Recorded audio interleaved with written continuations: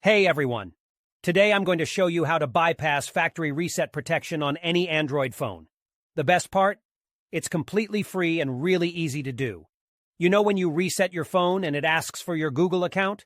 Well, with this method, we can bypass that step and gain full access to the phone. I've successfully done this on over 100 Android phones. I'll guide you step by step through the process, so don't worry if you're not a tech expert. Just follow along and soon you'll be able to unlock any Android phone without any hassle. So let's get started.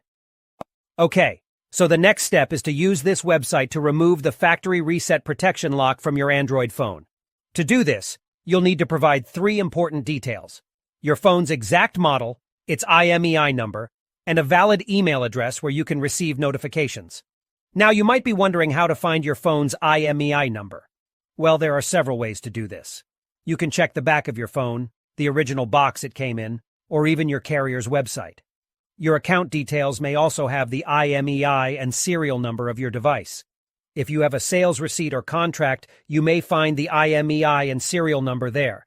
If your phone has a removable battery, you can check underneath it for the IMEI or serial number.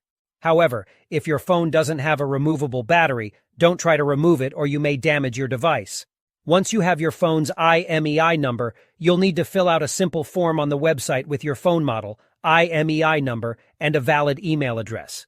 This is where you'll receive a notification when the factory reset protection has been removed. After you submit the form, your request will be processed, and you'll receive an email notification when the factory reset protection removal process is complete. I'll show you an example of what the email should look like by logging into my personal email account.